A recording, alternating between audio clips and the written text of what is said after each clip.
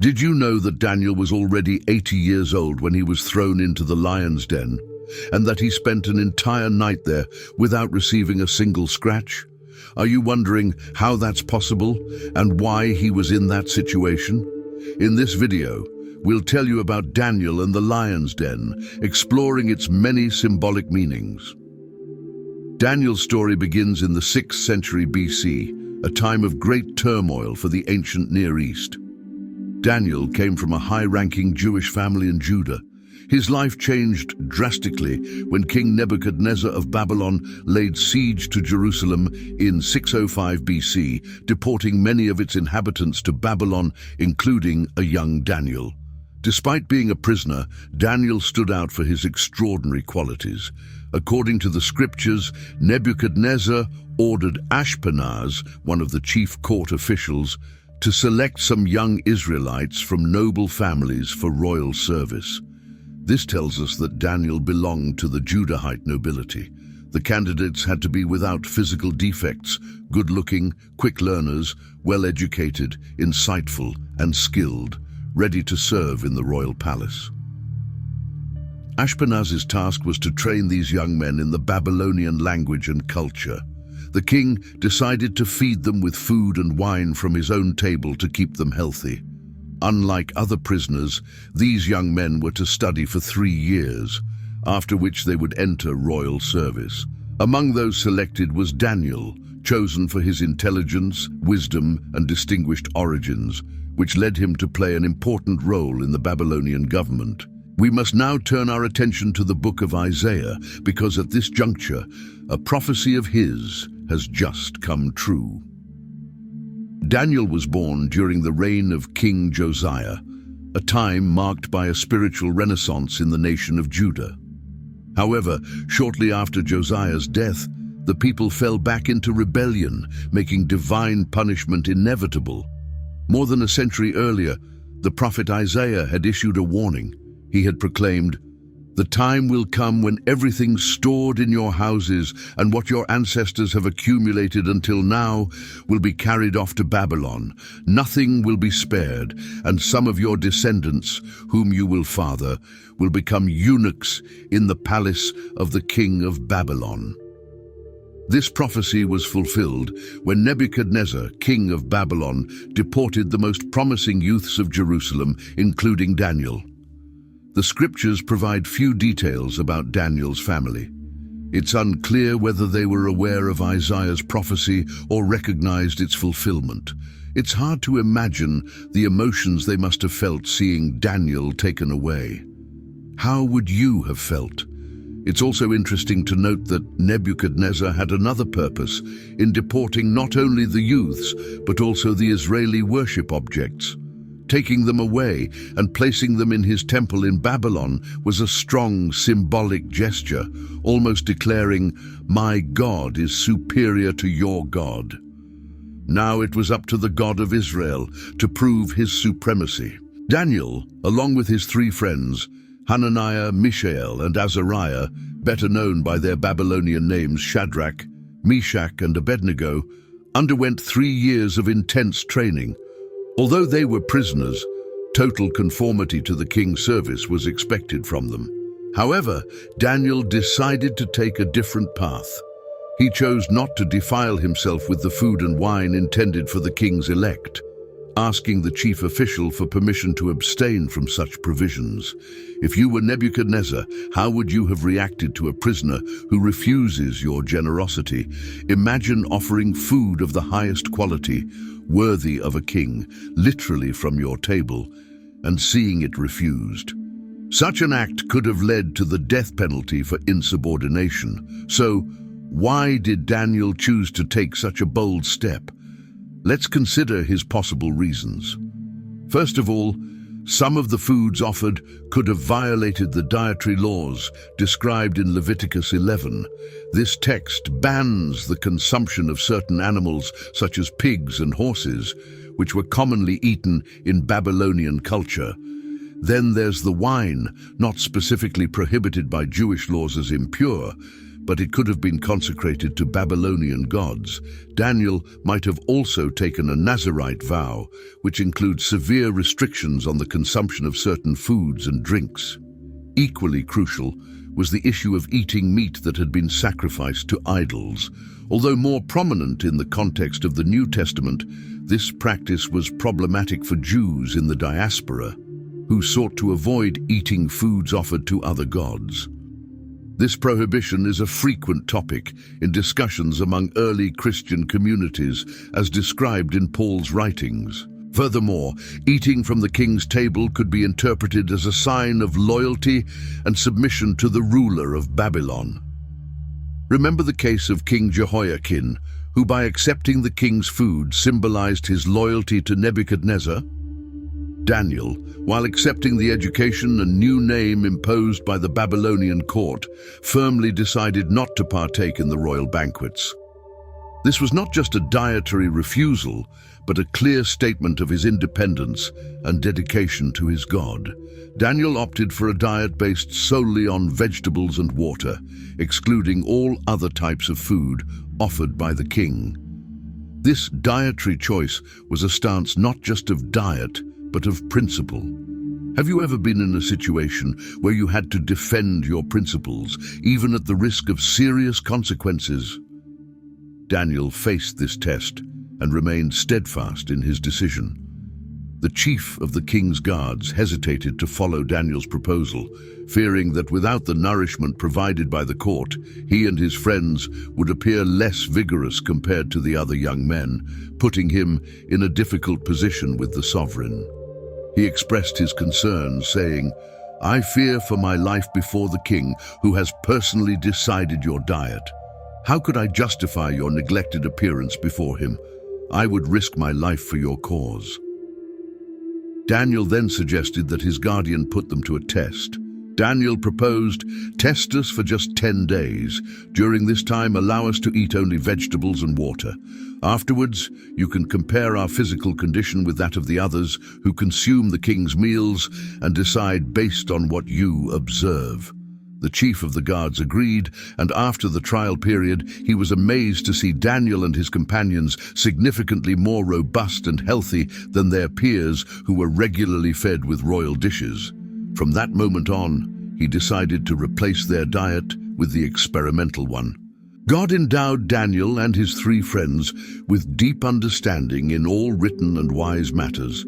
Daniel, in particular, was gifted with a special ability to understand visions and dreams of all kinds. At the end of the training period imposed by the king, the official presented them to Nebuchadnezzar. The king, impressed by their wisdom and knowledge, found no one who could equal them. Therefore, they were chosen to join his staff, far surpassing the magicians and wise men in the kingdom in every matter on which they were consulted. Daniel's life under the Babylonian regime was marked by service under several kings. After the death of Nebuchadnezzar, there followed Belshazzar, then Darius, and finally Cyrus. Daniel remained in Babylon until the beginning of Cyrus's reign. This story raises questions about the king's intentions in so radically reforming these prisoners. Nebuchadnezzar not only changed their names and their diet, but also attempted to completely assimilate them into Babylonian culture. His purpose was clear: to indoctrinate them to reject their roots and become loyal to the crown. Despite the attempt to strip them of their identity, Daniel and his companions remained steadfast in their faith, refusing to succumb to the pressure of the king and abandon their God. Most of the Jews deported, like Ezekiel, ended up in refugee colonies and were forced into labor. Only a select few, like Daniel and his friends, obtained prominent positions in the palace, thanks to their noble birth and exceptional learning. Despite being prisoners, their integrity and acumen set them apart, demonstrating that, despite the king's efforts to alienate them from their heritage, their connection with Israel remained unbreakable. Daniel continued to seek understanding of the times set by God for the restoration of his people, keeping alive the hope for future redemption. Daniel was a youth when the walls of Jerusalem fell to the armies of Babylon. The Lord had endowed him with beauty, wisdom, and intelligence that made him shine among his peers.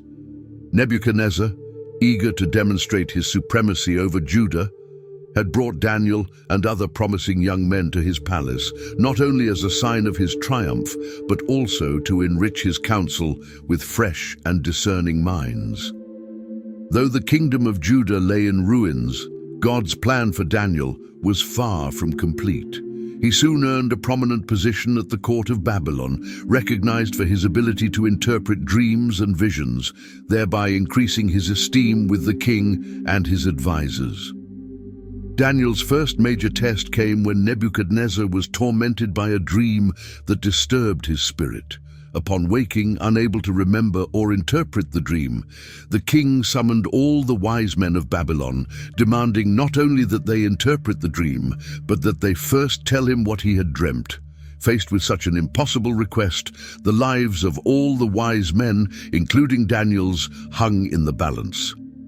In this grave situation, Daniel prostrated himself before the Lord in prayer, and God, in his mercy, revealed to Daniel not only the content of the dream, but also its interpretation. With this knowledge, Daniel stood before the king, explaining the dream and its meaning, which led to a miraculous turnaround. Nebuchadnezzar, recognizing God's hand in Daniel's abilities, elevated him to positions of great honor, appointing him governor over the entire province of Babylon and chief prefect over all the wise men. But Daniel's rise was not without obstacles. His growing influence fueled envy among some, who plotted against him, leading to the trial of the lion's den under the reign of Darius. The story of his survival is a testament to God's continual faithfulness to him. During his tenure, King Darius established 120 satraps to govern the vast realm of Babylon, a territory spanning over 2,200 acres and boasting of being the largest city in the world at that time, the first to surpass 200,000 inhabitants. These satraps, known as senators, acted as a bridge between the king and his domain, ensuring royal control over every corner of the vast empire. To oversee these satraps, the king appointed 3 high officials, among whom Daniel stood out for his unparalleled virtues. Daniel so clearly excelled above the others that the king considered promoting him to be the head of the entire kingdom. This prospect did not go unnoticed and stirred the envy of other administrators and satraps who sought to find some fault in his management of state affairs. Despite their relentless investigations, they could not find any trace of corruption. Daniel was a man of trust, integrity, and never negligent. The purity of his conduct is noteworthy. Today, a politician under similar scrutiny often faces scandals. But imagine an official in office for 50 years without even a single accusation of fraudulent spending, sexual scandal, shady business deals, inappropriate gifts, or complaints from his staff. Daniel indeed had no skeletons in his closet. His opponents, after scrutinizing every aspect of his life without finding any grounds, were forced to fabricate false accusations. The lack of faults or errors in Daniel's life does not imply that he was without sin, but it attests to his extraordinary integrity. It's important to note that the praise of his conduct comes from others, not from himself, which reinforces the credibility of the account of his exemplary professional behavior. The world may not be skilled in the subtleties of religious doctrine or the depths of spiritual communion, but it is certainly capable of identifying vices such as bad character, selfishness, arrogance, and dishonesty. Maclaren once observed, "The world may be a poor judge of my faith, but it is certainly competent in evaluating my behavior." Those around Daniel were aware of his qualities. They knew it would not be possible to catch him in any fault unless it related to his faith. In this, every believer should reflect. Could others say the same of them? Driven by envy, his opponents concluded that the only way to accuse him was through his religious observance. Daniel did not hide his love and devotion to God, and this was evident to all. His enemies then devised a plan and collectively approached King Darius, proclaiming, "May King Darius live forever. We, the administrators, prefects, satraps, counselors, and governors, propose that a royal edict be issued. For the next 30 days, anyone who prays to any god or man, except to you, O king, shall be thrown into the lion's den. Now, your majesty, issue this decree and put it in writing so that it cannot be revoked, according to the law of the Medes and Persians, which is irrevocable." The king, deceived by these flatteries, ratified the decree. This was not the first time a Babylonian sovereign had elevated himself to divinity, demanding universal worship. Years earlier, King Nebuchadnezzar had constructed a massive gold statue 60 cubits high and 6 cubits wide, and had it set up in the plain of Dura in Babylon. He summoned all the officials to participate in the dedication ceremony. During the event, it was announced, "Peoples of every language, at the sound of the horn, flute, and all kinds of music, you must fall down and worship the golden statue that Nebuchadnezzar has set up. Anyone who does not bow down and worship will immediately be thrown into a blazing furnace." Daniel and his friends, through divine intervention, survived this order, and their unwavering faith laid the foundation for their resilience in subsequent challenges. During the reign of Darius, as soon as Daniel learned of the enacted decree, he retreated to his upper room, which had windows facing Jerusalem. Maintaining his usual practice, he knelt in prayer 3 times a day, giving thanks to God, just as he had always done. Daniel's prayer routine was distinguished by 6 specific aspects. First, he prayed in a private setting, away from the eyes of others, where his prayer remained a personal and sincere act, devoid of any ostentation. Second, he oriented his prayers towards Jerusalem, the sacred place of sacrifice, invoking the memory of the temple even in the absence of active sacrifices. Third, his prayers were rooted in the scriptures, following Solomon's invocation in the first book of Kings 8, where God is asked to listen to prayers directed towards that holy place. Fourth, Daniel adopted a posture of humility by kneeling, a gesture shared by biblical figures such as Jesus, Stephen, Peter, Paul, and Luke. Fifth, his dedication to prayer was such that he found time to turn to God 3 times a day, demonstrating that despite the pressing responsibilities of being one of the 3 governors of the empire, prayer remained a priority. Sixth, his prayers were imbued with gratitude, recognizing that authentic prayer is always accompanied by thanksgiving. As Spurgeon stated, prayer and praise should always ascend to heaven together, like twin angels climbing Jacob's ladder, or like twin aspirations rising towards the Most High. Despite the nobility of his act of faith, Daniel fell into the trap set by his adversaries, who caught him praying and invoking God's help. This group of men, acting in concert, approached to capture him in his moment of devotion, intending to use his unwavering faith against him. When the accusers presented themselves before King Darius, they reminded him of the decree he had signed. "Have you not established, O king, that anyone who prays to any god or man other than you, your majesty, within the next 30 days, shall be thrown into the lion's den?" The king confirmed that the decree was in force, irrevocable according to the law of the Medes and Persians. The accusers then revealed to the king, "Daniel, one of the exiles from Judah, has not complied with your decree or your authority. He continues to pray to his God 3 times a day."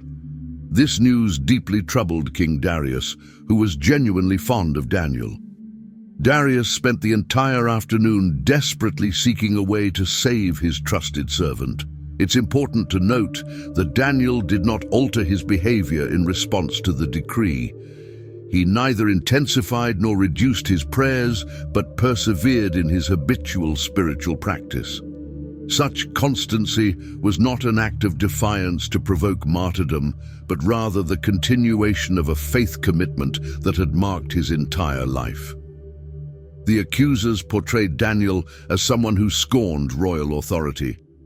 But the truth was that Daniel simply honored God above all earthly authority.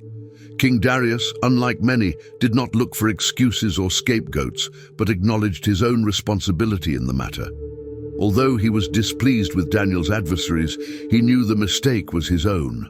As often happens, wrong choices haunt us.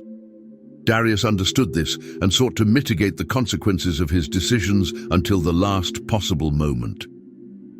Ancient Eastern tradition prescribed that executions should occur on the evening of the day the verdict was issued. Despite the king's efforts, Daniel's enemies were relentless. They presented themselves before him again, reminding him that no decree or royal edict could be changed according to the law of the Medes and Persians. Faced with this inexorable reality, the king was forced to order that Daniel be thrown into the lion's den. The king said to Daniel, "I hope that the God whom you are so devoted to will protect you." A large stone was brought and placed over the entrance to the pit, and the king sealed it with his royal ring and those of his princes, so that no one could alter Daniel's fate. After that, the king returned to the palace and spent a sleepless night without food or any distractions. King Darius had a deep affection for Daniel and would have preferred not to see him suffer.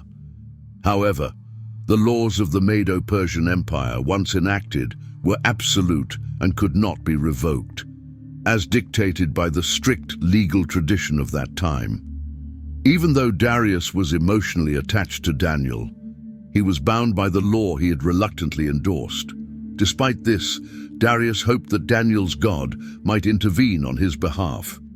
Indeed, in a surprising turn of events, Daniel was saved from the lions by a divine intervention. During the lion's den episode, Daniel was between 70 and 80 years old, a fact that becomes apparent considering the reigns of some kings of Babylon. According to historical documents, we know that Nebuchadnezzar threatened the Jews of Jerusalem between 604 and 605 BC, demanding tribute. Daniel was deported to Babylon as part of the tribute during that period. Since it was customary to select young adolescents for education in Babylonian traditions, Daniel must have been under 20 years old at the time of his capture.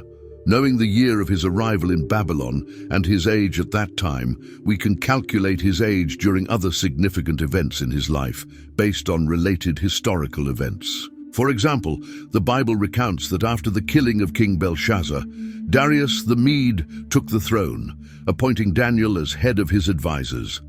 These events are placed around 539 or 538 BC, making Daniel about 65-70 years old during the lion's den episode. After being miraculously saved, it is likely that Daniel lived another 15 years, reaching an age of 80-85 years. It is interesting to note that it was the king himself who sealed the den. This act could be interpreted as much as a measure to protect Daniel as to ensure that no one intervened to save him, knowing that Daniel had influential enemies ready to eliminate him if the lions did not.